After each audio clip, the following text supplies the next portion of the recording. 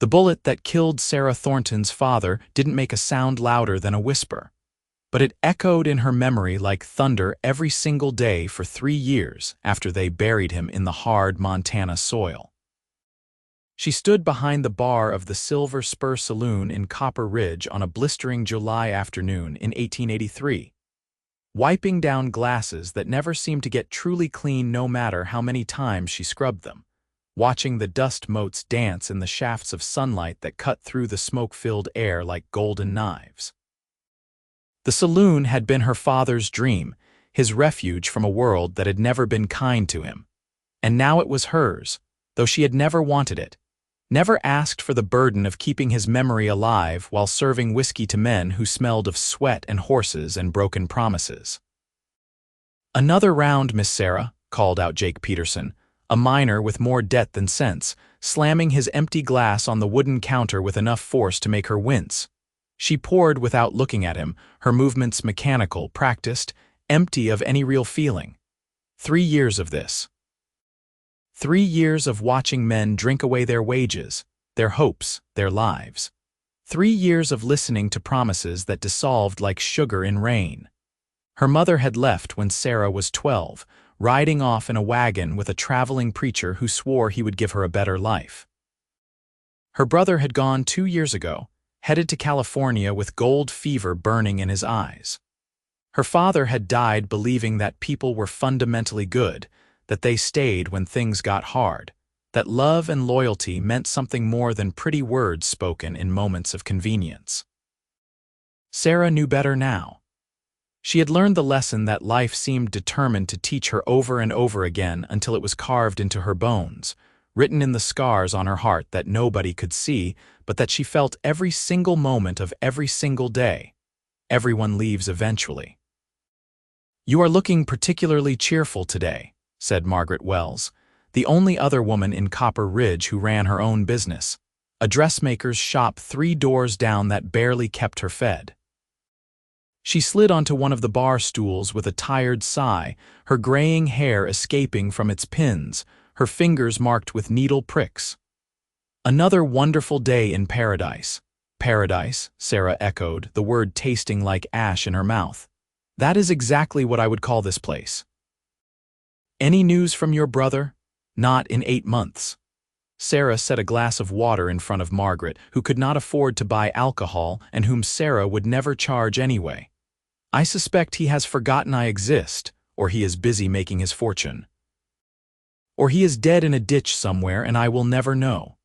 The words came out harsher than she intended, sharp enough to cut, and she saw Margaret flinch. "I am sorry, that was unkind. It was honest." Margaret took a sip of water, her eyes full of a sympathy that Sarah could not bear to accept. "You cannot keep living like this, Sarah. You are 23 years old. You should be thinking about a future, about a family, about something more than just surviving day after day. Everyone I have ever loved has left me." Sarah kept her voice steady, factual, as if she were commenting on the weather rather than the fundamental truth of her existence. "My mother, my brother, my father, though he did not have a choice in the matter. Why would I invite more pain into my life by caring about anyone else? Because that is not living. That is just waiting to die." Before Sarah could respond, the saloon doors swung open with enough force to bang against the walls, and every head in the room turned to look at the man who stood silhouetted against the bright afternoon sunlight. He was tall, broad-shouldered, wearing a dusty brown hat and a long coat despite the summer heat, with a gun belt slung low on his hips and spurs that jingled softly as he took a step inside. His face was weathered but young, maybe 26 or 27, with a strong jaw shadowed by a few days of stubble and eyes that were the color of a winter sky just before a storm. He scanned the room slowly, deliberately, his gaze moving from face to face as if he were memorizing each one, and then his eyes landed on Sarah and stayed there. She felt something shift in her chest, something she could not name and did not want to examine, and she looked away first, turning her attention back to the glasses that still needed washing. The stranger crossed the room with measured steps, his boots heavy on the wooden floor, and when he reached the bar, he removed his hat and set it on the counter. Up close, she could see the dust coating his clothes, the weariness etched into the lines around his eyes, the way his hand rested near his gun not in threat but in habit, as if he had learned long ago to always be ready for trouble. "Whiskey," he said, his voice low and rough like gravel rolling in a creek bed. "The best you have." "The best I have is barely better than horse piss," Sarah replied, reaching for a bottle on the shelf behind her. "But it will get you drunk if that is what you are after." The corner of his mouth twitched, almost a smile but not quite. "I will take my chances." She poured 2 fingers into a glass and slid it across the bar. He picked it up, studied it for a moment, then drank it down in one swallow without so much as a grimace. When he set the glass back down, he was looking at her again with those storm-colored eyes, and she felt that strange shift in her chest again, like something waking up after a long sleep. "You are Sarah Thornton," he said, and it was not a question. Her hand froze halfway to the bottle. "How do you know my name? Your father saved my life once." He pulled out a few coins and placed them on the bar, more than enough to cover the drink. "5 years ago, I was passing through town, got into some trouble with a card game that went bad. 3 men decided I had cheated, which I had not, and they followed me out into the street with the intention of beating me to death or worse. Your father came out of nowhere, put himself between me and them, talked them down with nothing but words and the force of his conviction that no man deserved to die over a misunderstanding. I never forgot that. I never forgot him." Sarah stared at the stranger, her throat tight, her eyes burning with tears she refused to shed. She had heard stories about her father's kindness, about the way he would help anyone who needed it regardless of the cost to himself, but she had started to wonder if those stories were just pretty lies people told to make his death seem meaningful. "He is gone," she said quietly. 3 years now. "I know. I heard about it 6 months ago when I was passing through Billings. I came as soon as I could." The stranger reached into his coat and pulled out a worn leather pouch, setting it on the bar next to his empty glass. "He loaned me $50 that night, told me to pay him back when I could. I am here to settle the debt." "You came all this way to repay a debt to a dead man." Sarah could not keep the disbelief out of her voice. "I came all this way to repay a debt to his daughter." He pushed the pouch toward her. "There is $100 in there, 50 for the original loan and 50 for the interest of taking 5 years to repay it. Your father was a good man. He deserved better than what this world gave him." Sarah looked down at the pouch, then back up at the stranger, searching his face for some sign of deception, some indication that this was a trick or a game or another cruel lesson about trusting people who would only disappoint her. But all she saw was honesty, raw and uncomfortable and real. "What is your name?" she asked. "Cole Maddox." "Well, Cole Maddox, I thank you for your integrity." She picked up the pouch, felt the weight of the coins inside, and for the first time in 3 years felt something other than numbness or grief. "Can I ask you a question?" "Go ahead." "Why did it take you 5 years?" Cole was quiet for a moment, his gaze dropping to his hands, which were scarred and calloused from hard work and harder living. "I spent 2 years working ranches in Wyoming, saving every penny I could. Then my mother got sick, and I spent everything I had taken care of her until she died. After that, I had to start over. It took longer than I wanted, but I never forgot the promise I made to myself that I would repay your father." He looked up at her again. "Some debts are more important than money." Margaret had been watching the exchange with undisguised interest, and now she stood up from her stool and gathered her shawl around her shoulders. "I should be getting back to the shop," she announced, though Sarah suspected she just wanted to give them privacy. "Sarah, I will see you tomorrow." "Tomorrow," Sarah agreed, watching her friend leave, and then she was alone with Cole Maddox and the strange feeling in her chest that was growing stronger with every passing minute. "Are you hungry?" The words came out before she could stop them, and she was not sure why she asked, why she cared. Why this stranger who had known her father for one night 5 years ago made her want to do something kind for once instead of just going through the motions of existing. Cole looked surprised, then cautious, as if he suspected a trap. "I have not had a proper meal in 3 days. Wait here." Sarah disappeared into the back room that served as both storage and living quarters, where she kept a small stove and the ingredients for the simple meals she made for herself. She had not cooked for another person since her father died, had not wanted to, had not seen the point in making an effort when she was the only one who would eat it. But now her hands moved with purpose, slicing bread, frying bacon, scrambling eggs in the pan with butter and a pinch of salt. She made enough for 2, which was foolish, which was reckless, which was exactly what she wanted to do. When she emerged carrying 2 plates, Cole was still sitting at the bar, his hat now on the stool beside him, his coat unbuttoned to reveal a faded blue shirt that had been patched in several places. He looked up when she approached, and the gratitude in his eyes was almost painful to witness. "You did not have to do this," he said. "I know." She set one plate in front of him and kept the other for herself, leaning against the back counter so she could watch him while she ate.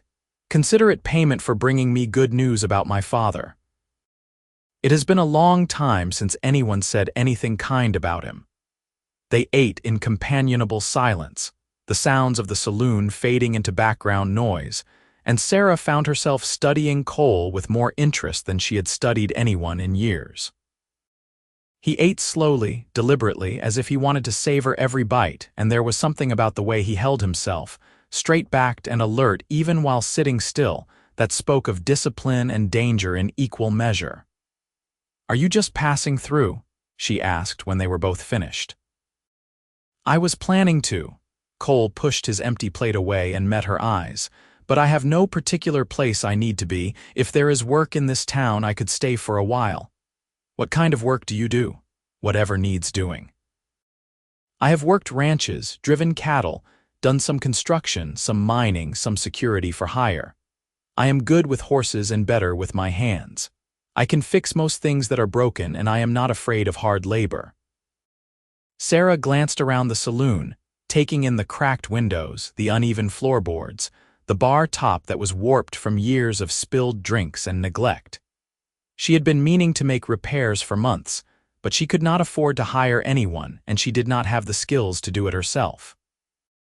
The building was falling apart slowly, just like everything else in her life, and she had accepted it as inevitable, another loss she was powerless to prevent. "The saloon needs work," she said carefully. "A lot of it. I cannot pay much, but I can offer room and board and whatever I can spare at the end of each week. That would be fine. You have not even asked how much. I do not need much." Cole stood up, collecting both plates and carrying them to the basin of water near the end of the bar, where he proceeded to wash them without being asked. "I am used to living lean. As long as I have a roof over my head and food in my stomach, I will be content." Sarah watched him wash the dishes with the same careful attention he had given to eating his meal, and she felt something crack open inside her, some protective barrier she had built around her heart to keep out the pain of caring about people who would inevitably leave. She told herself she was being foolish, that Cole Maddox was just another drifter who would stay for a few weeks or a few months, and then move on to the next town, the next job, the next chapter of his life that did not include her. She told herself not to hope, not to trust, not to let herself believe that this time might be different.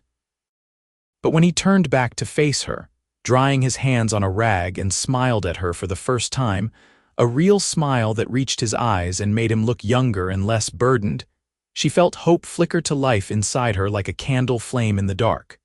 "When do I start?" he asked. "Tomorrow morning," she said. "There is a room upstairs, second door on the right. It is not much, but the bed is clean and the roof does not leak. Much. Sounds like luxury." Cole picked up his hat and settled it back on his head, then gathered his coat from where he had draped it over the bar stool. "Thank you, Miss Thornton, for the meal and for the work and for not turning me away." "Sarah," she said, "just Sarah. Sarah." He said her name like it meant something, like it was important, and then he tipped his hat to her and headed for the stairs that led to the rooms above the saloon. After he was gone, Sarah stood behind the bar and stared at the leather pouch full of coins, turning it over in her hands, wondering what she had just done and whether she would regret it.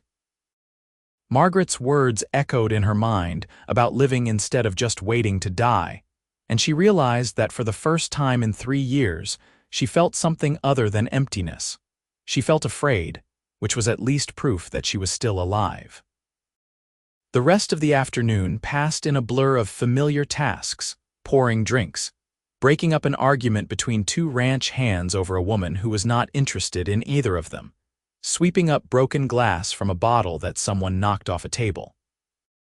By the time the sun set, and the saloon filled with the evening crowd, Sarah was exhausted, her feet aching, her head pounding from the noise and the smoke and the relentless sameness of it all. She was getting ready to close up for the night when Cole appeared at the bottom of the stairs, wearing the same clothes but looking more rested, his hair damp as if he had washed it in the basin upstairs. He crossed the now-empty saloon and stopped in front of the bar, his expression serious. "I wanted to ask you something before I go to sleep," he said. "What is it?" "Your father talked about you that night when he loaned me the money. He said you were the smartest, bravest person he knew and that he worried about what would happen to you if anything happened to him.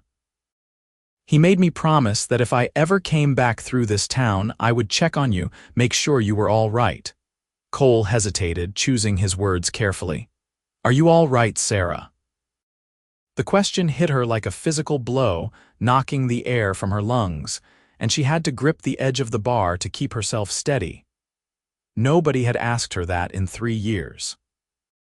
Nobody had cared enough to look past the surface to see the truth she worked so hard to hide behind competence and indifference. "No," she said, the word barely more than a whisper. "I am not all right. I have not been all right for a very long time." Cole nodded slowly as if he had expected that answer. "What would make it better?" "Nothing. Everything. I do not know." Sarah pressed her palms against her eyes, trying to push back the tears that were threatening to fall. "Everyone I have ever loved has left me, Cole. My mother, my brother, my father. I am so tired of losing people. I am so tired of being alone, and the worst part is I have accepted it. I have convinced myself that this is just how life is, that I should not expect anything different, that hoping for more is just setting myself up for more pain." "Your father told me something else that night," Cole said quietly. "He said that the worst thing a person can do is stop believing in the possibility of goodness, because the moment you give up on hope, you give up on living. He said that no matter how many times the world knocks you down, you have to get back up and keep trying, keep fighting, keep believing that better days are coming. That is easy to say when you are not the one who keeps getting knocked down. I never said it was easy.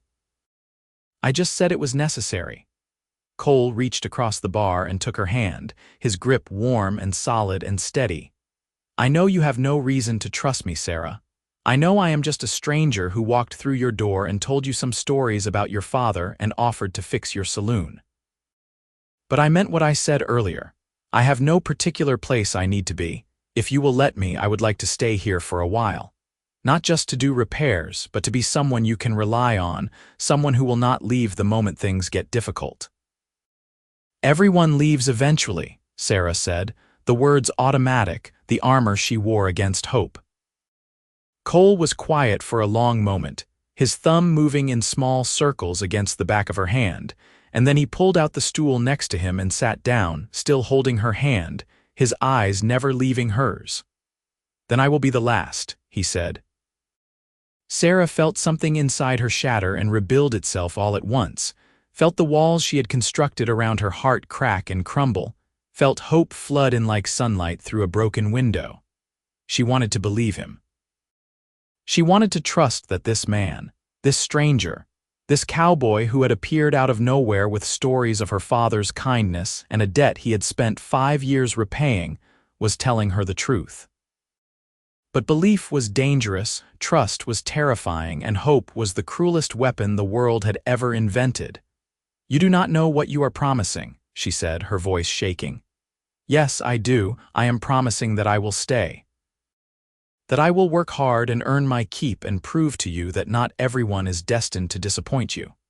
I am promising that when the day comes that you finally believe I am not going anywhere, I will still be here, sitting at this bar exactly where I said I would be. Why? The question burst out of her, desperate and raw. Why would you do that? You do not know me, you do not owe me anything. Because your father saved my life, and this is the only way I know to repay him. Because I have spent the last 5 years drifting from place to place with no purpose except survival, and I am tired of living that way. Because I see in you the same exhaustion I feel every morning when I wake up, the same bone-deep weariness that comes from having to be strong all the time with nobody to lean on. Cole squeezed her hand gently.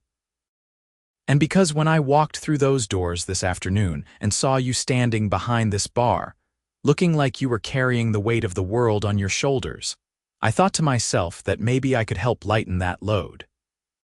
Maybe I could be the person who stays instead of the person who leaves.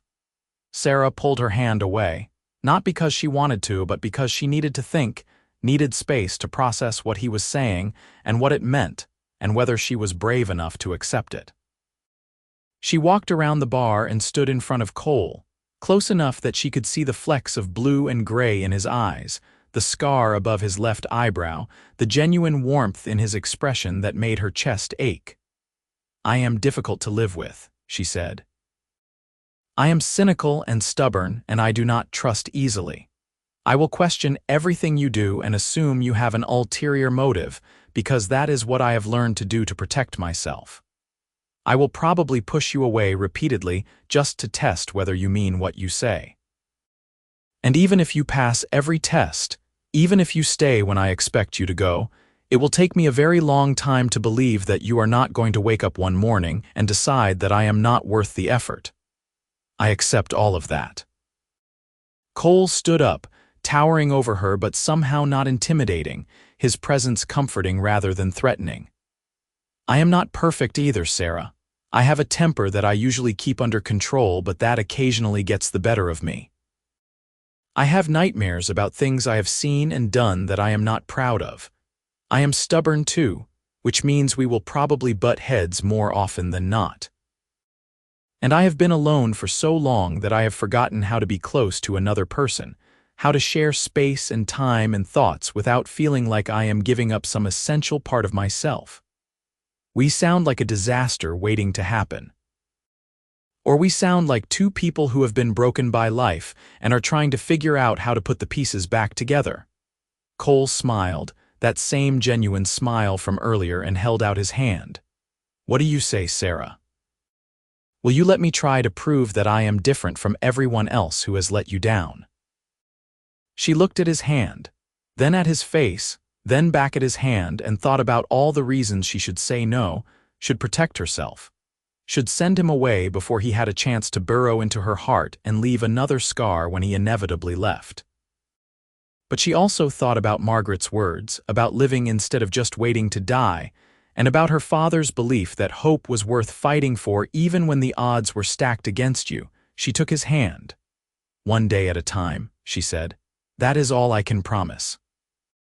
I will let you stay and do the repairs, and we will see what happens from there. But I need you to understand that I am not ready to believe in happy endings, Cole. I'm not sure I ever will be. One day at a time is enough, he said, shaking her hand with a firm grip that felt like an unbreakable promise. I will take whatever you are willing to give, and I will not ask for more until you are ready. They stood there in the empty saloon, hands clasped, eyes locked, and Sarah felt the first fragile tendril of something that might have been trust beginning to take root inside her. It was terrifying and exhilarating and utterly exhausting all at once. And when Cole finally released her hand and said goodnight and headed back upstairs, she stood alone in the silence and wondered what she had just set in motion. That night, Sarah dreamed of her father for the first time in months. He was standing in the saloon, young and healthy, smiling at her with the same warmth and pride he had always shown her when she was a child. He did not speak, but he did not need to. The message was clear in his eyes, in the way he nodded approvingly, in the sense of peace that radiated from him like light. He was telling her it was all right to hope again. He was telling her to take the chance. He was telling her that Cole Maddox was exactly what he appeared to be, a good man who kept his promises, and that she would regret it for the rest of her life if she let fear stop her from accepting the gift he was offering. When she woke up the next morning, the sun was streaming through her window, and she could hear someone moving around downstairs. She dressed quickly and descended to find Cole already at work, examining the cracked window frames with a critical eye, a notebook and pencil in his hands as he made notes about what needed to be fixed. "Good morning," he said when he noticed her. "I hope you do not mind that I got started early. I wanted to make a list of everything that needs attention so I can prioritize the most urgent repairs." "That is fine." Sarah moved behind the bar and started preparing coffee, her hands going through the familiar motions while her mind was still processing the strangeness of having another person in her space, someone who was actually being helpful instead of demanding. "What is the verdict, honestly?" "This place needs more work than I initially thought. The windows all need to be replaced or at least resealed. The floor is rotting in several places and will eventually collapse if it is not reinforced. The bar itself is warped and should probably be resurfaced, and the roof definitely leaks more than you admitted." He glanced up from his notes with a wry smile. "The good news is that none of it is beyond repair. It will just take time and materials and a lot of elbow grease. How much time are we talking about? If I work every day, probably 2 or 3 months to get everything back to solid condition. Longer if you want me to make improvements beyond just fixing what is broken. 2 or 3 months. Sarah poured coffee into 2 cups and carried them over to where Cole was standing, handing him one and keeping the other for herself. 2 or 3 months of having him here, working alongside her, sharing meals, slowly becoming a fixture in her daily routine. 2 or 3 months to test whether he meant what he said about staying, about being the last to leave. "All right," she said. "Do what needs to be done." "I trust your judgment." Cole looked surprised, then pleased, and she realized that trust was a gift he had not expected her to give so easily. But despite her cynicism, despite her armor, despite every lesson life had taught her about the futility of hope, she believed that he knew what he was doing when it came to repairs. It was the other stuff, the emotional complications, the risk of caring about someone who might not stay, that terrified her. They spent the morning working together, Sarah tending to the business of running the saloon while Cole took measurements and made lists, and occasionally disappeared outside to examine the exterior of the building. It felt strange to have company, to hear someone else moving through the space, to look up from washing glasses and see him crouched in the corner examining the floorboards with focused intensity. But it also felt less lonely, less oppressive, as if the burden of maintaining the saloon was now shared instead of resting entirely on her shoulders.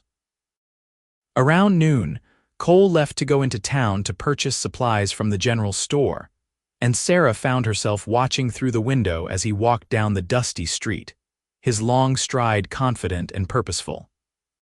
Several people stopped him to ask who he was and what he was doing in Copper Ridge, and she saw him tip his hat politely and answer their questions with a patience that surprised her. Most drifters were standoffish, defensive, quick to take offense at being questioned. But Cole seemed at ease, friendly even, as if he had nothing to hide and no reason to be suspicious of the town's inhabitants. Margaret appeared at the saloon door just after Cole was out of sight, her expression bright with curiosity. "So," she said, settling onto her usual stool. "Who is the handsome stranger and why is he measuring your windows?" "His name is Cole Maddox. He knew my father. He is going to do some repairs in exchange for room and board." Sarah kept her voice neutral, but she could feel heat rising in her cheeks under Margaret's knowing gaze. He knew your father well enough to track you down 3 years after his death just to check on you. He owed my father money. He came to repay the debt. And decided to stay and fix your saloon out of the goodness of his heart. He needs work. I need help. It is a practical arrangement, nothing more. Margaret laughed, a sound full of warmth and affection and gentle mockery. Sarah Thornton, you are a terrible liar. I saw the way you were looking at him through that window. I saw the way your whole face changed when I mentioned him. This is not just a practical arrangement, and you know it. I have known him for 1 day. But even as she said it, Sarah knew it was not quite true. Yes, she had only met Cole yesterday, but she felt like she had known him longer, as if the connection between them was already deeper than time should allow. It was absurd, impossible, the kind of thing that happened in romantic novels written by women who had never experienced real heartbreak. And yet she could not deny what she felt. Sometimes 1 day is enough. Margaret reached across the bar and took Sarah's hand.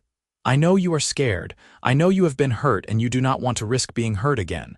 But Sarah, you cannot live your whole life in a cage of your own making. This man came here for a reason. Maybe it is just coincidence, maybe it is fate, maybe it is your father watching out for you from wherever he is now. Whatever it is, you owe it to yourself to at least see where it goes. What if he leaves like everyone else? Then you will survive, just like you have survived every other loss. But what if he does not leave? What if he is exactly what he appears to be, a good man who wants to help you, who wants to stay? Are you really willing to throw away that possibility because you are afraid? Sarah wanted to argue, wanted to defend her walls and her armor, and her carefully constructed philosophy that hope was for fools. But the words would not come, because deep down she knew Margaret was right. She had been so focused on protecting herself from future pain that she had forgotten how to live in the present, how to accept kindness without suspicion, how to let herself feel anything other than the dull ache of loss and loneliness. I do not know how to do this, she admitted. I do not know how to let someone in. You do not have to know, you just have to be willing to try. Margaret squeezed her hand and then released it, standing up with a soft groan. I should get back to work, but Sarah, promise me you will give him a chance. Promise me you will not sabotage this before it has a chance to become something real. I promise, Sarah said, and meant it.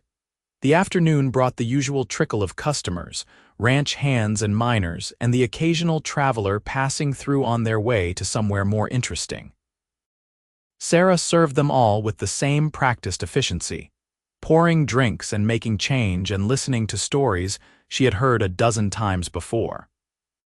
But her attention kept drifting to the door, waiting for Cole to return, and when he finally walked in carrying an armload of lumber and a bag of nails, she felt a rush of relief that was entirely disproportionate to the situation. They did not have everything I needed, he said, setting his purchases down near the corner where he had been working earlier. But this will be enough to get started on the floor repairs.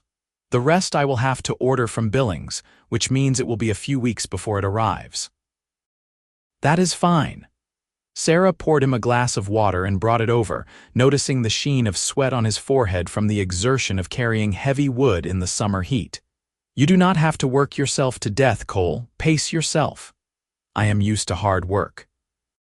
It feels good to be doing something productive again, something that matters. He drank the water in several long swallows and handed the glass back to her. Thank you. For water. For trusting me enough to let me do this. I know it cannot be easy, having a stranger in your space, letting someone else make decisions about your father's saloon. But I promise I will treat this place with the respect it deserves. I will honor his memory in everything I do here. The sincerity in his voice made Sarah's throat tighten, and she had to look away before she did something embarrassing like cry. My father would have liked you, she said quietly. He always said the measure of a man was not in his words but in his actions, and you have already proven yourself to be a man of action. I hope I can live up to that assessment. They worked side by side for the rest of the afternoon, Sarah tending bar while Cole began the painstaking process of replacing the rotted floorboards. It was loud, dusty work, the sound of hammering and sawing filling the saloon, but none of the customers complained. If anything, they seemed pleased that someone was finally doing something about the state of the building, and more than one person stopped by Cole's corner to offer advice or encouragement or tell stories about the saloon's better days. As the sun began to set and the evening crowd started to arrive, Sarah realized she had not felt this energized, this engaged, in longer than she could remember. Having Cole here had shifted something fundamental in the atmosphere of the place, brought life back into spaces that had felt dead for years. It was not just the repairs, though those were certainly making a difference. It was his presence, his steady competence, the way he moved through the world with quiet confidence and genuine kindness. It was the way he made her feel less alone. That night, after the saloon closed and the last drunk had been ushered out into the street, Sarah and Cole sat together at the bar sharing a simple meal of bread and cheese and dried apples. They did not talk much, both too tired for extensive conversation, but the silence between them was comfortable rather than awkward. Sarah found herself stealing glances at him when she thought he was not looking, noticing small details she had missed before. The way his hands moved with precision and care when he was working. The laugh lines around his eyes that suggested he had not always been so serious. The gentleness in his expression when he looked at her, as if she were something precious that needed to be handled with care. "Can I ask you something personal?" she said after they had finished eating. "Of course." "Have you ever been in love?" Cole was quiet for a long moment, staring down at his hands, and Sarah thought maybe she had overstepped, asked something too intimate for their still fragile connection. But then he looked up, and there was something vulnerable in his eyes that she had not seen before. "Once," he said. "A long time ago when I was 21, her name was Elizabeth. She was the daughter of the ranch owner I was working for in Wyoming. We fell hard and fast the way young people do when they do not know any better. I thought we would get married, build a life together, have children, and grow old on that ranch. But her father found out about us, and he did not approve of his daughter being with a hired hand. He gave me a choice. Leave and never come back, or stay and watch him destroy her reputation to prevent the relationship from continuing. What did you do?" "I left. I convinced myself I was doing it for her, protecting her from her father's wrath, giving her the chance to find someone more suitable. But the truth is I was also protecting myself. I was scared of the fight, scared of what it would cost to stand up to a powerful man, scared that maybe I was not good enough for her and her father was right." Cole's voice was heavy with old regret. "I heard later that she married a banker from Cheyenne. I hope she is happy. I hope she does not think about me the way I still think about her sometimes, wondering what might have been if I had been braver." Sarah felt a pang of sympathy for the young man he had been, faced with an impossible choice, and for the woman who had lost him. "Do you regret it?" "Every day for the first 2 years. Less often now, but it still hurts when I let myself remember." "That is why I understand when you say everyone leaves eventually. I am proof of that truth. I left Elizabeth when she needed me to stay, and I have been running ever since, never staying in one place long enough to risk caring about anyone or having them care about me." "Then why are you here? Why are you offering to stay now when you have spent years running?" Cole met her eyes, and in them Sarah saw honesty and hope and something else that made her pulse quicken. "Because I am tired of running. Because I want to be the kind of man who stays when things get hard, who fights for what matters, who does not let fear make his decisions. And because you deserve to have someone prove to you that not everyone leaves, that some people are worth believing in. You barely know me, Cole. I know enough. I know you are stronger than you think you are. I know you have survived losses that would have broken most people. I know you are kind even though life has given you every reason to be bitter. I know you still care about your customers even though you pretend not to. Still make sure the old-timers have water when they need it. Still listen to their stories even when you have heard them 100 times before. He reached across the table and took her hand, the gesture now familiar, grounding. I know that when you smile, which you do not do nearly often enough, it lights up the room, and I know that I want to be the reason you smile more. Sarah felt tears prick her eyes, felt the armor around her heart cracking further, felt hope and terror warring inside her in equal measure. I am afraid, she whispered. I know, so am I. Cole stood up and moved around the table, pulling her to her feet, and then he wrapped his arms around her in a hug that was warm and solid and safe. But maybe we can be afraid together. Maybe that will make it easier. She let herself lean into him, let herself accept the comfort he was offering. And for the first time in 3 years, she felt like maybe, just maybe, she did not have to carry everything alone. They stood like that for a long time, holding each other in the dim light of the saloon. And when they finally pulled apart, Sarah felt different somehow, lighter, as if some of the weight she had been carrying had been transferred to his shoulders, and he was strong enough to bear it. Thank you, she said. For what? For being patient with me, for understanding why this is so hard, for not expecting me to be someone I am not. You do not have to thank me for basic decency, Sarah. Cole brushed a strand of hair back from her face, his touch gentle, and then he stepped back and picked up the dishes from their meal. Get some rest. Tomorrow is going to be another long day.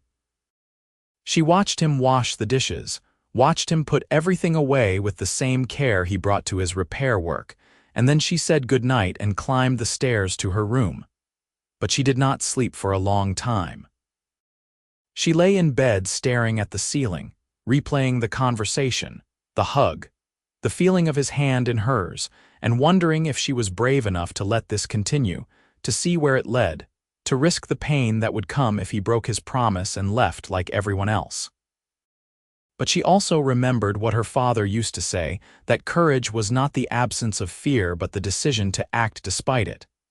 And she remembered the dream she had the night before, her father's approving nod, the sense of peace that had surrounded him. Maybe it was time to be brave. Maybe it was time to believe in the possibility of goodness again. Maybe it was time to stop waiting to die and start learning how to live. The next few weeks passed in a blur of activity and slow, subtle changes. Cole worked on the saloon every day, starting early and finishing late, his progress steady and visible. The rotted floorboards were replaced with new wood that was solid underfoot. The cracked windows were resealed and cleaned until they actually let in light instead of just dirt.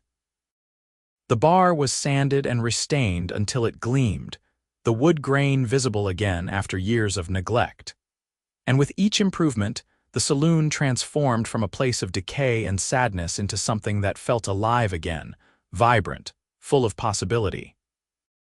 But the changes went beyond just physical repairs. The atmosphere shifted too, becoming warmer, more welcoming, as if the building itself was responding to the care being poured into it. Customers lingered longer, talked more, laughed more. Margaret started bringing fresh flowers from her tiny garden and putting them in vases around the room. The old-timers who had been coming to the saloon for decades told Sarah it reminded them of the way it used to be when her father was alive, when it was a gathering place for the community instead of just a place to drink away your problems. And through it all, Sarah and Cole circled each other with careful courtesy, friendly but cautious, both aware of the attraction growing between them but neither quite willing to act on it yet. They shared meals, they talked about their days, they swapped stories about their pasts and their hopes for the future. They worked together seamlessly, anticipating each other's needs, moving around each other in the tight space behind the bar with an ease that spoke of growing familiarity and comfort. But they did not touch beyond the occasional brush of hands when passing dishes or tools. They did not sit close enough for their shoulders to brush. They did not let the tension building between them rise to the surface, as if both of them knew that once they crossed that line, everything would change and there would be no going back. Sarah told herself she was being sensible, taking her time, not rushing into something that could blow up in her face, but Margaret saw through her excuses. "You are stalling," she said one afternoon when she stopped by for her daily visit. "That man has been here for 3 weeks. He has kept every promise he made to you. He works harder than anyone I have ever seen, he is kind to everyone in town, and he looks at you like you hung the moon and stars. What are you waiting for?" "I am not stalling, I am being cautious." "You are being terrified, which is different." Caution is reasonable, terror is paralyzing. Margaret fixed her with a stern look that reminded Sarah of a schoolteacher scolding a disobedient student. "Life is short, Sarah. Your father knew that, which is why he lived every day with an open heart even though the world kept hurting him. Are you really going to waste this chance because you are afraid of getting hurt? What if I let myself care about him and he leaves anyway? Then you will have had however much time you got to spend with him, and that will be more than you have now." Margaret softened her tone, reaching out to pat Sarah's hand. "But what if he does not leave? What if he is exactly what he says he is, a man who is tired of running and wants to build something real? Are you going to ruin that by never giving him the chance to prove himself?" Before Sarah could respond, the saloon doors swung open and Cole walked in carrying a large package wrapped in brown paper. He looked pleased with himself, a smile playing at the corners of his mouth, and he set the package on the bar with exaggerated care. "What is that?" Sarah asked. "Open it and see." She untied the string and pulled away the paper to reveal a beautifully carved wooden sign, the letters painted in gold leaf that caught the light and gleamed. It read, "The Silver Spur ESD, 1878 Thornton Family Saloon." Sarah felt her breath catch, felt tears spring to her eyes as she ran her fingers over the smooth wood and the careful lettering. "Cole, this is beautiful. When did you have time to make this?" "I have been working on it at night after you go to bed. I wanted it to be a surprise." He looked uncertain now, as if worried she might not like it. "I thought the saloon deserved a proper sign, something that honored your father and the legacy he built. If you do not like it, I can make something different. I love it." The words came out choked, and she had to wipe her eyes before the tears could fall. "It is perfect. Thank you." Cole's expression relaxed into a genuine smile, and Margaret made a small sound of approval before excusing herself with some transparent excuse about needing to get back to her shop. Once they were alone, Cole lifted the sign and carried it to the front of the building, where he spent the next hour carefully mounting it above the doors so that everyone who walked past would see it. When he was finished and climbed down from the ladder, Sarah was waiting outside, staring up at the sign with a mixture of pride and grief, and something she was not quite ready to name. The sun was setting, casting golden light across the street, and the new sign seemed to glow with its own inner fire. "He would have been proud," she said quietly, "of the sign, of you, of what you have done here." She turned to face Cole, and the words that had been building inside her for weeks suddenly demanded to be spoken. "I have been so afraid of letting myself trust you, of believing that you might actually stay. But you have proven yourself over and over again in ways big and small, and I am tired of fighting it. I am tired of holding back. I am tired of being alone."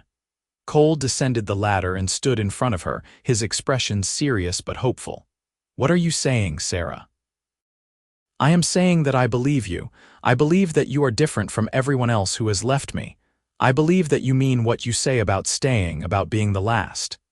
She took a deep breath, gathering her courage. "And I am saying that I care about you, Cole. More than I thought I could care about anyone. You have brought life back into this place and into me, and I do not want to lose that. I do not want to lose you." "You will not." Cole closed the distance between them and cupped her face in his hands, his touch gentle and reverent. "I am not going anywhere, Sarah. I am exactly where I want to be with exactly who I want to be with, and if you will let me, I would very much like to kiss you right now." "Yes," she breathed, and then his lips were on hers and the world fell away. The kiss was tender at first, tentative, as if they were both afraid of moving too fast or asking for too much. But then Sarah leaned into him and Cole deepened the kiss, pulling her closer, and suddenly there was nothing tentative about it. It was fire and hunger and 3 weeks of pent-up attraction finally finding release, and when they finally broke apart they were both breathing hard, foreheads pressed together, hands clutched in each other's clothing. "I have wanted to do that since the moment I met you," Cole admitted, his voice rough. "Then why did you wait so long? Because you needed time. Because I wanted you to be sure. Because I did not want to rush you into something you were not ready for." He pulled back just enough to look into her eyes. "But if you are ready now, if you truly believe that I am staying, then I would very much like to court you properly, Sarah Thornton. I want to take you to dinner and go for walks, and tell you all the things I have been thinking but was too afraid to say. I want to build something real with you, something that lasts." "I would like that too," Sarah said, and felt the last of her armor fall away, felt hope bloom fully in her chest, bright and terrifying and utterly exhilarating.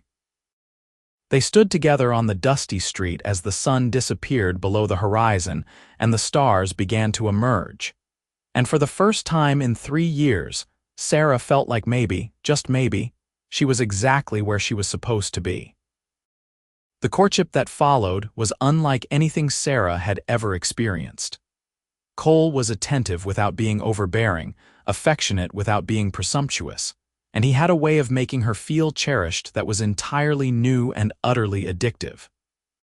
He brought her wildflowers he picked on his walks around town, left little notes for her to find tucked into unexpected places, made her laugh with stories from his travels and observations about the quirks of Copper Ridge's inhabitants. They took to eating their meals together at a small table Cole set up in the corner of the saloon, away from the noise and bustle of the customers, a private space that was just theirs. They talked about everything and nothing, sharing their pasts and their dreams, learning the shapes of each other's thoughts and the rhythms of each other's speech. Sarah told him about her mother's abandonment and her brother's departure, about the loneliness of the last 3 years and the slow erosion of her hope. Cole told her about his father's death when he was 16, about the responsibility of caring for his mother alone, about the guilt he still carried over Elizabeth and the life he had walked away from. "You ever think about going back?" Sarah asked one night when they were sitting on the porch behind the saloon watching the stars wheel slowly overhead. "About finding Elizabeth and seeing if there could still be something there." "No," Cole said without hesitation.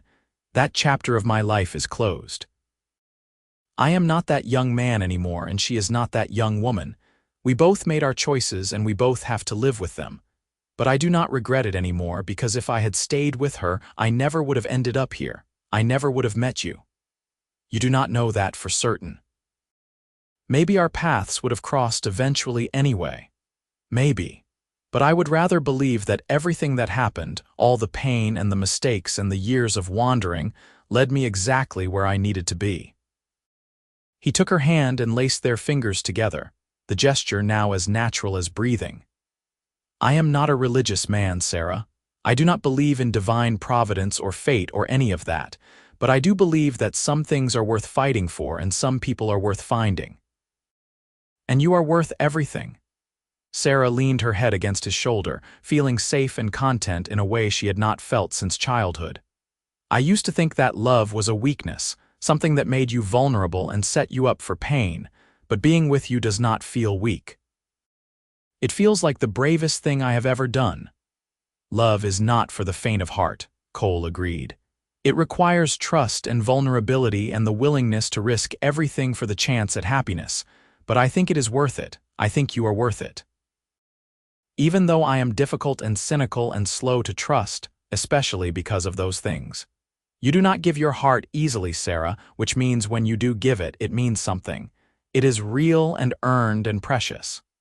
He turned to face her, his expression serious in the moonlight. "I love you. I know it is fast. I know we have only known each other for a few weeks, but I have never been more certain of anything in my life. I love your strength and your vulnerability, your sharp tongue and your hidden kindness, the way you pretend not to care but care so deeply it hurts. I love the woman you are and the woman you are becoming, and I want to spend the rest of my life proving to you that you made the right choice in trusting me." Sarah felt tears streaming down her face, but for the first time they were tears of joy rather than grief. "I love you too," she whispered. "I did not think I was capable of it anymore, did not think my heart had anything left to give. But you proved me wrong. You taught me that hope is not foolish and trust is not naive and love is not a weakness. You taught me that I could be happy again." Cole pulled her into his arms and kissed her with a tenderness that made her ache, and when they finally pulled apart, they were both smiling through their tears. They sat together on that porch until the early hours of the morning, talking and kissing and making plans for a future that suddenly seemed bright and full of possibilities. The next day, Cole asked Sarah to marry him. It was not a grand gesture or an elaborate production. He simply took her hand while they were working together behind the bar, pulled a simple gold band from his pocket, and said, "I want to make this official. I want everyone in this town to know that you are mine and I am yours and that we are building a life together. Will you marry me, Sarah Thornton?" "Yes," she said, not even needing to think about it. "Yes, 1,000 times yes." He slipped the ring onto her finger and it fit perfectly, as if it had been made for her. And when she asked him where he had gotten it, he explained that it had been his mother's, the only thing of value she had owned and the only thing she had asked him to keep after she died. "She told me to save it for the woman who made me want to stop running," he said. "She told me I would know when I found her, and she was right. The moment I walked into this saloon and saw you, I knew my running days were over." They decided to have a small wedding, just a handful of friends and the local minister, nothing fancy or elaborate. Margaret insisted on making Sarah a new dress, refusing to accept any payment, and several of the regular customers at the saloon offered to help prepare food and decorations. The whole town seemed to buzz with excitement about the upcoming nuptials, as if Sarah and Cole's happiness was something to be celebrated by everyone rather than just the two of them. The wedding took place on a crisp October afternoon, 6 months after Cole had first walked through the saloon doors. The ceremony was held in the church at the edge of town, a small wooden building with stained glass windows that cast colored light across the pews.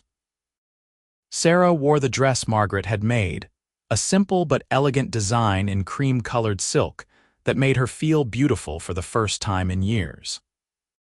Cole wore his best suit, which was still worn around the edges but clean and pressed, and when Sarah walked down the aisle and saw him waiting for her at the altar, she thought her heart might burst from the sheer joy of it.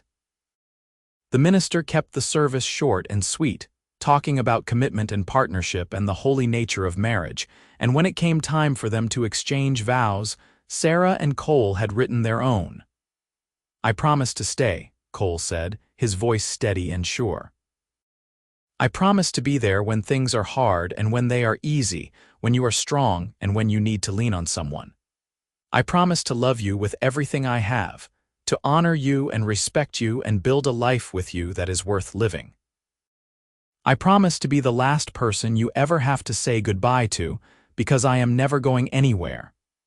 Sarah's voice shook slightly when it was her turn, but she forced herself to speak clearly, to let everyone in the church hear the words she needed to say.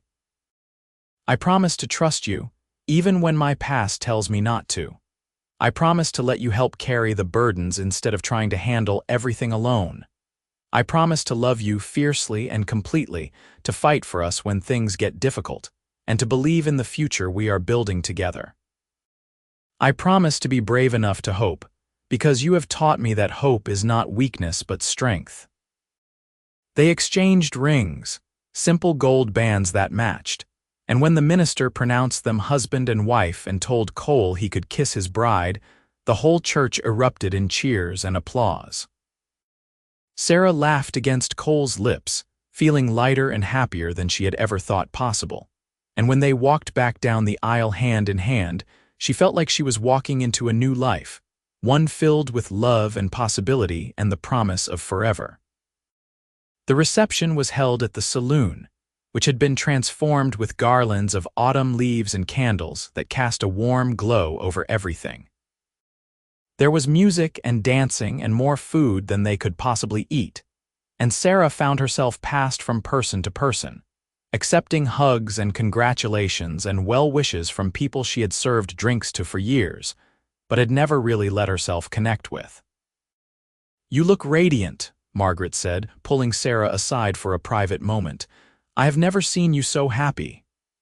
"I never knew I could be this happy," Sarah admitted. "I spent so long protecting myself from pain that I forgot what joy felt like. But Cole, he reminds me every day that life is worth living, that hope is worth holding on to. He is a good man. Your father knew what he was doing when he helped him all those years ago. It is like he set things in motion that led to this moment." "I like to think so. I like to think that somehow, somewhere, he knows that I am all right now, that I found someone who keeps his promises." Margaret hugged her tightly. "He knows, I am certain of it."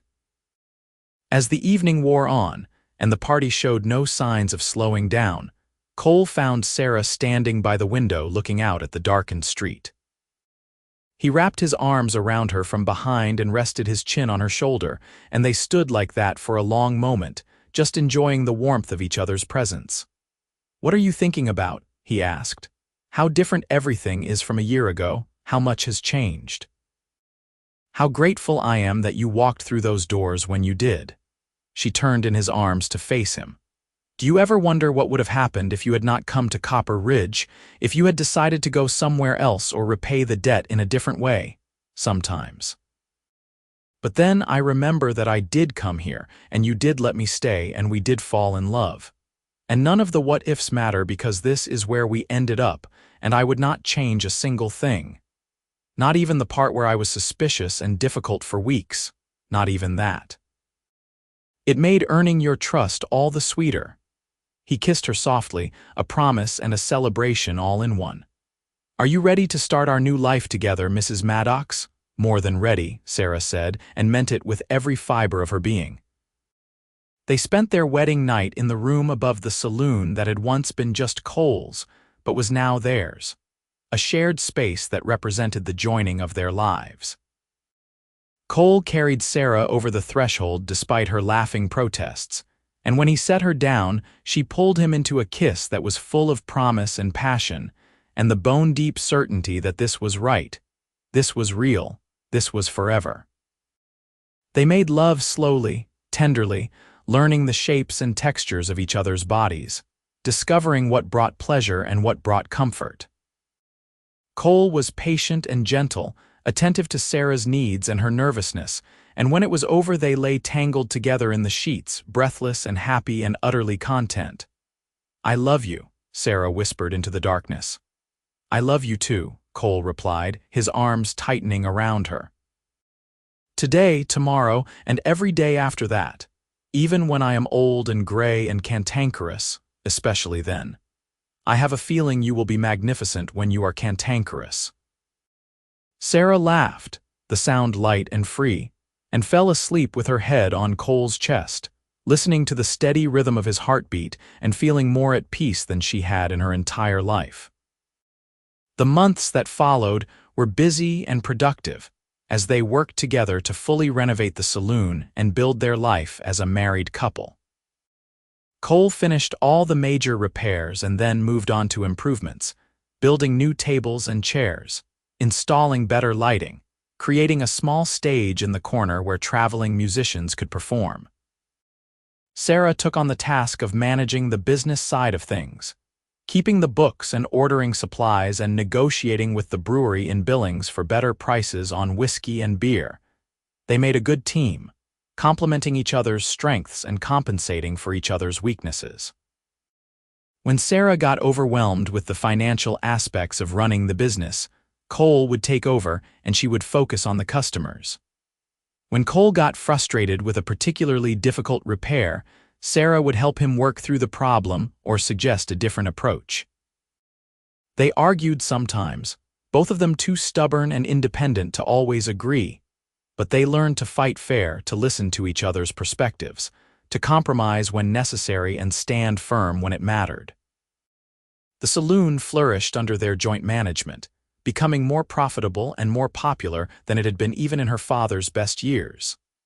They were able to hire help, bringing on a young man named Daniel to tend bar in the evenings, and a woman named Rosa to help with cooking and cleaning.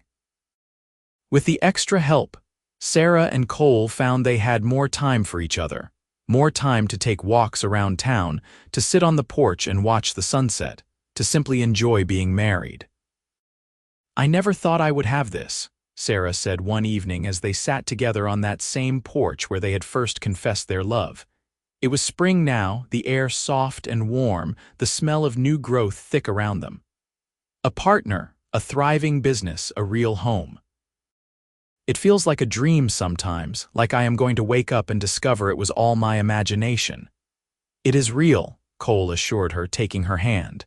"And it is going to keep getting better. We have built something solid here, Sarah, something that will last." "Do you ever miss the wandering? The freedom of going wherever you wanted without being tied down?" "No. Freedom is overrated when you have nothing and no one to care about. What we have, this is what matters. Purpose and partnership, and knowing that I am building something that will outlast me."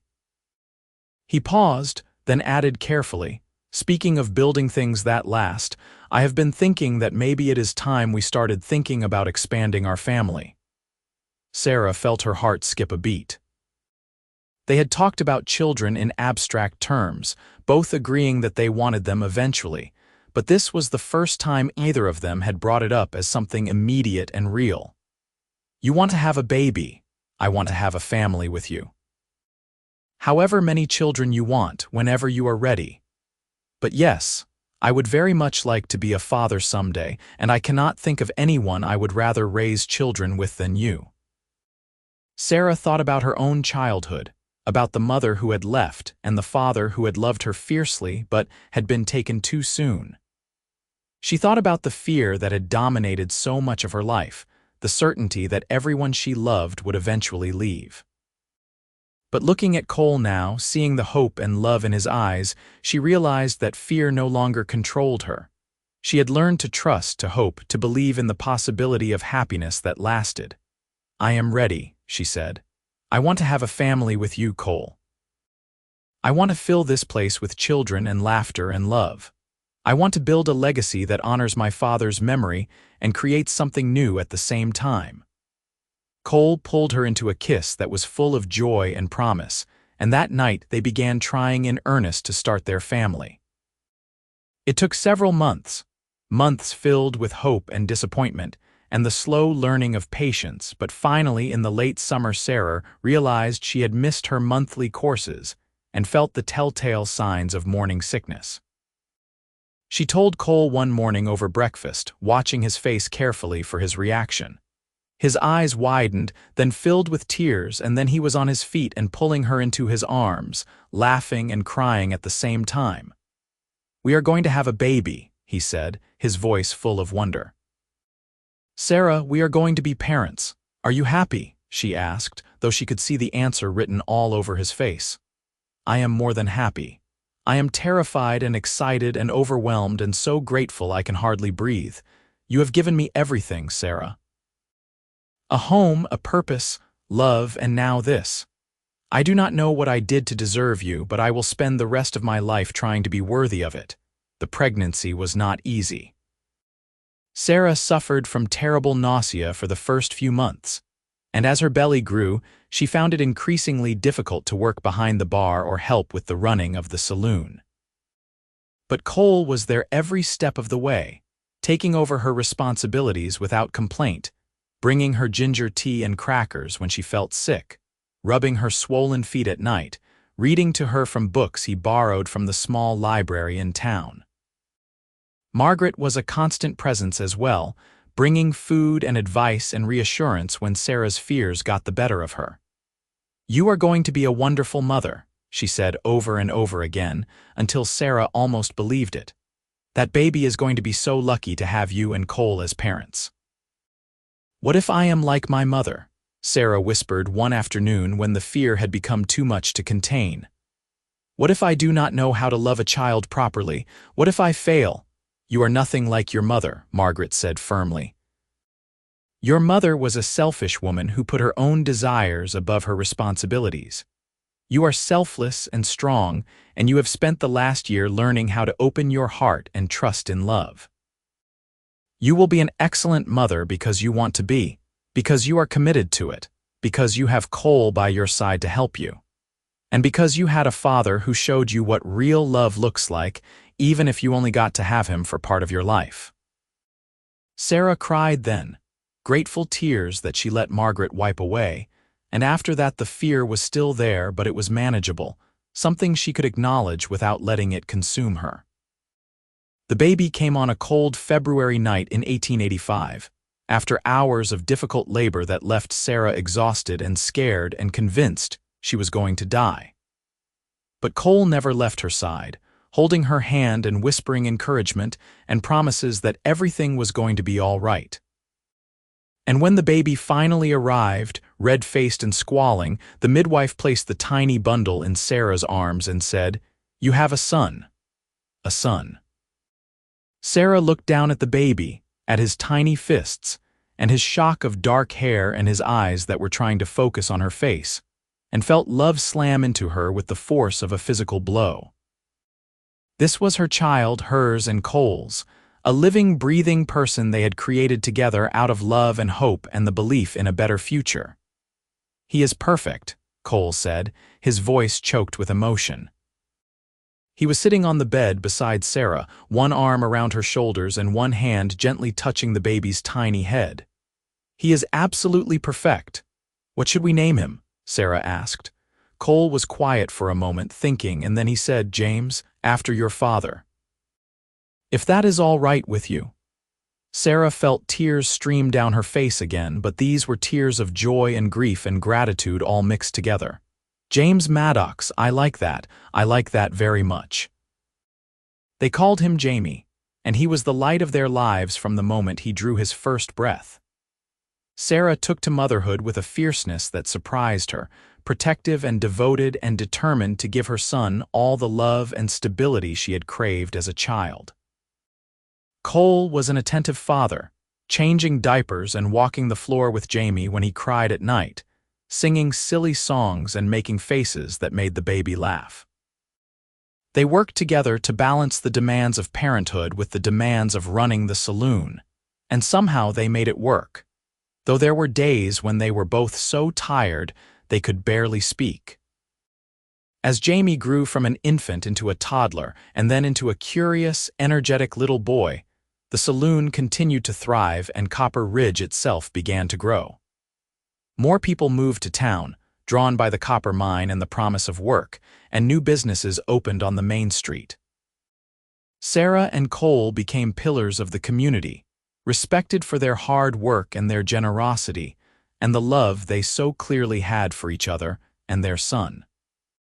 When Jamie was 3, Sarah discovered she was pregnant again, and this time the pregnancy was easier, as if her body had learned what to do. Their second child, a daughter they named Rose after Cole's mother, arrived on a sunny April morning, and Jamie was immediately smitten with his baby sister, wanting to help with everything and constantly asking when she would be big enough to play with him. "We have built something real here," Cole said one night when both children were finally asleep, and he and Sarah were sitting together in the parlor they had added to their living quarters above the saloon. "A family, a home, a legacy. Your father would be so proud of you, Sarah." "He would be proud of both of us," Sarah corrected. "You kept your promise, Cole. You said you would be the last to leave, and you have proven it over and over again. You have given me more than I ever thought possible. You have given me just as much. Before I met you, I was just drifting, surviving but not really living. You gave me purpose and love and a reason to plant roots. You saved me, Sarah, just as much as I might have saved you."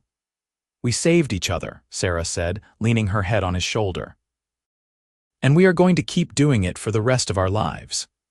The years passed in a blur of happiness and hard work and the small dramas of everyday life. Jamie grew into a responsible, kind-hearted boy who loved helping his father with repairs around the saloon, and listening to his mother's stories about his grandfather. Rose was bright and curious, always asking questions and exploring every corner of the world she could reach.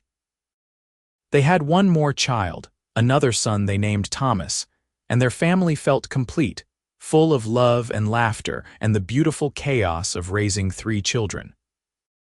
The saloon remained the heart of Copper Ridge, a gathering place where people came not just to drink but to connect, to share news and stories, to be part of something larger than themselves. Sarah and Cole were beloved by the community, known for their fairness and their kindness, and the way they treated everyone with respect regardless of their station in life. As Sarah approached her 40th birthday, she sometimes found herself thinking back to that day when Cole had first walked through the saloon doors, a stranger with a debt to repay and a promise to keep. She thought about the woman she had been then, cynical and closed off and convinced that everyone leaves eventually. And she marveled at how wrong she had been, how much her life had changed, how much she had changed. Do you ever regret it? Cole asked her one evening when they were sitting on their porch watching the sunset, a ritual they had maintained throughout their marriage. Letting me stay, taking a chance on a drifter who promised things you had no reason to believe. Never, Sarah said without hesitation. Not for a single moment. You kept your promise, Cole. You stayed when everyone else left. You loved me when I thought I was unlovable. You built a life with me that is more beautiful than anything I could have imagined. How could I possibly regret that? Because it was scary. Because you had to be brave and vulnerable and trust in something you could not control. That is exactly why I do not regret it. Being with you taught me that courage is not the absence of fear but the decision to act despite it. It taught me that hope is not foolish but necessary. It taught me that love is not a weakness but the greatest strength any of us have. She took his hand, lacing their fingers together in the familiar gesture that still made her heart flutter after all these years. You were right, that first night when you sat down at my bar and made me a promise. Everyone does leave eventually in one way or another, but you are going to be the last, Cole. Because even when we are both old and gone, the love we built will remain. Our children will carry it forward, and their children after them, and the legacy of what we created together will last long after we are dust. Cole pulled her close and kissed her temple, and they sat together as the sun sank below the horizon and the stars began to emerge. 2 people who had been broken by life and had found healing in each other, who had learned that the best promises are the ones you keep not because they are easy, but because they matter. The saloon continued to thrive, passed eventually to Jamie when Sarah and Cole were ready to retire and spend more time with their growing number of grandchildren. Jamie ran it with the same integrity and kindness his parents had modeled, maintaining the traditions they had established while also making his own mark. Rose married a schoolteacher and opened a library in Copper Ridge, fulfilling her childhood dream of filling the town with books and learning. Thomas became a carpenter like his father, building homes and businesses throughout Montana, always returning to Copper Ridge because it was where his family was, where his roots ran deep. Sarah and Cole lived to see their children grown and their grandchildren born, lived to celebrate 50 years of marriage in the same saloon where they had met and fallen in love. The whole town turned out for the party, 3 generations of people whose lives had been touched by their love and their commitment to community and their unwavering belief in the goodness of people. 50 years, Sarah said that night when they were finally alone and exhausted from all the celebrating. Can you believe it has been 50 years since you walked through that door? It feels like yesterday and also like a lifetime ago, Cole said.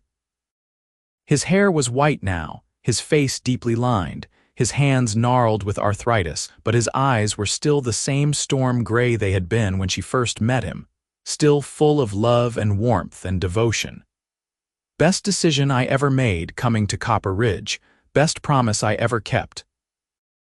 Everyone leaves eventually, Sarah said softly, echoing the words she had spoken so long ago when she was young and bitter and convinced that love was a lie.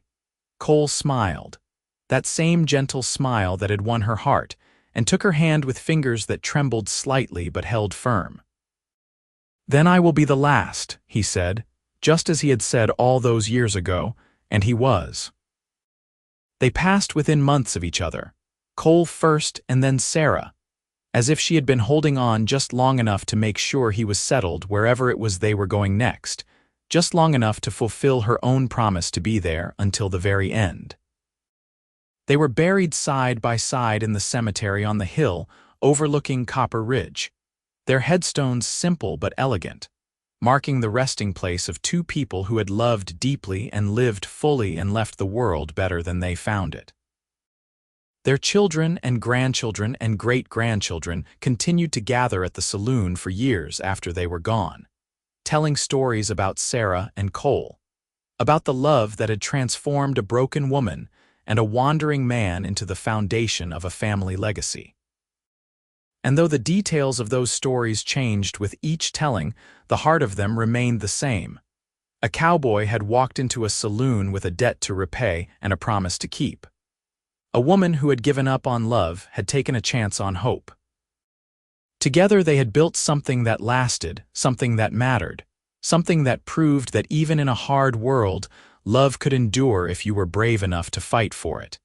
And in the end, that was the greatest promise of all. Not that nobody would leave, because death comes for everyone eventually, but that the love you build, the connections you forge, the legacy you leave behind, those things can last forever if you have the courage to create them in the first place. Cole had kept his promise. He had been the last to leave, and even then, he had never really left at all. Because love like that does not die. It transforms, it evolves, it gets passed down from generation to generation like a precious heirloom, growing more valuable with time. Sarah had learned that lesson in the years she spent with Cole, had learned that hope is not naive but necessary, that trust is not weakness but strength, that love is not something to fear but something to embrace with both hands and hold onto with everything you have. She had learned that sometimes, just sometimes, the promises people make are not empty words but sacred vows. That sometimes the stranger who walks through your door is not there to hurt you but to save you. That sometimes, when you are brave enough to let down your walls and open your heart, the world rewards you with something more beautiful than anything you could have imagined. Everyone leaves eventually. But Cole had been the last, and that had made all the difference.